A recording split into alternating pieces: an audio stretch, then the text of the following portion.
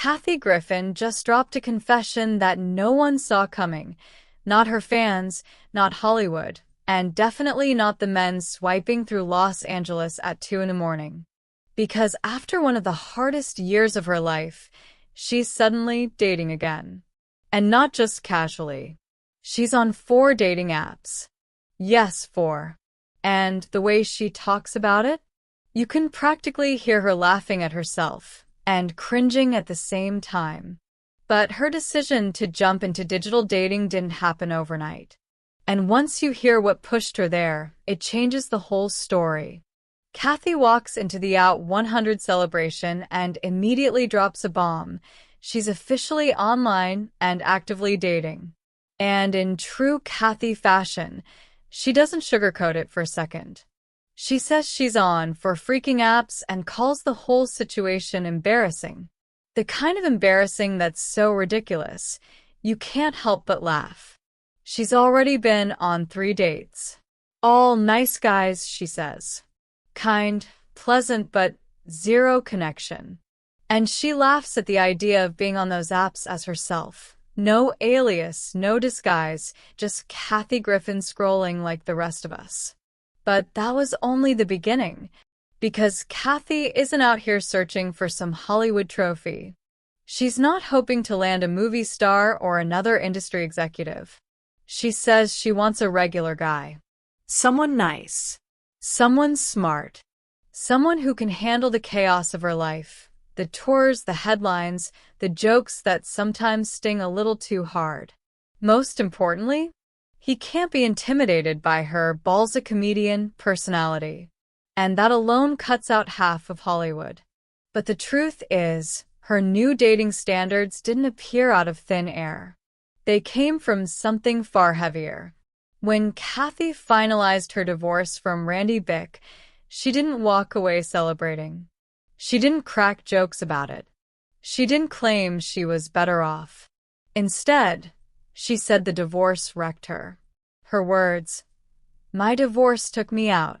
Some people bounce back from breakups with champagne and rebound dates. Kathy? She said the split hit her harder than anything she'd ever lived through, even harder than her stage 1 lung cancer diagnosis. And hearing her say that publicly shocked even longtime fans who knew she'd been through hell and back. But that pain led her somewhere surprising. Before the divorce, before the apps, before the awkward dates with nice guys, Kathy was dealing with something she never thought she'd face, a lung cancer diagnosis. Stage 1. A life-changing moment that forced her to rethink everything, her career, her relationships, her sense of control. Even after beating it, the emotional fallout lingered. So when the divorce hit, it stacked on top of a trauma she was already fighting off. And that's why hearing Kathy openly compare heartbreak to cancer wasn't just surprising. It was raw and unfiltered in a way that only she could deliver. And when she couldn't turn to dating, she turned to the one thing she could always depend on. During her My Life on the PTSD List tour, Kathy made a joke that was only half a joke. She said she was dating the audiences. Like every room she walked into was another first date, another chance to feel connected again. Night after night, she'd step onto stages across America and Canada and let her fans fill the space that heartbreak had left behind. She said their laughter was the one thing that could actually fix her broken heart. And for a while, it worked. But once the tour wrapped, she had to face something she'd been avoiding for months. Real dating. Actual dating. And back then, she couldn't even picture it. Months before jumping onto dating apps, Kathy joked that she'd never go near them. She laughed about starting with farmersonly.com, even though she admitted she knew nothing about farming. Then, in classic Kathy style, she called herself a hoe and kept going like nothing happened. That version of her, the one who couldn't even imagine opening a dating app, feels like a different person entirely now. Because something shifted. Something pushed her from never to for freaking apps. And maybe that sudden shift had to do with one very specific man. Because before Kathy was swiping through strangers, she was shooting her shot, jokingly, with Martin Short. She said she had her eye on him, until Meryl Streep showed up. Then she called Meryl a trollop in one of the funniest fake celebrity rivalries ever created.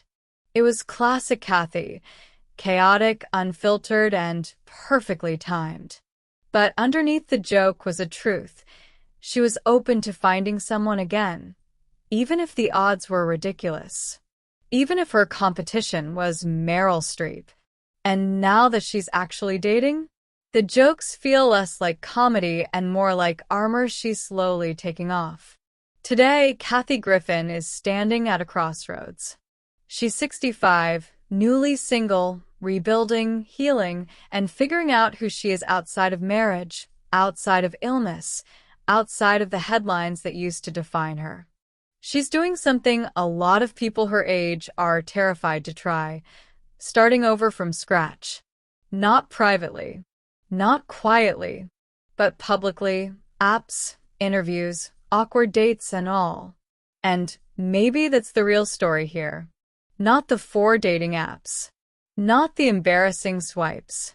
But the fact that she's willing to reinvent herself again and again, even when it hurts, even when she's scared, even when the world is watching. Because if Kathy Griffin can restart her love life at 65, after heartbreak, after illness, after everything, then maybe anyone can.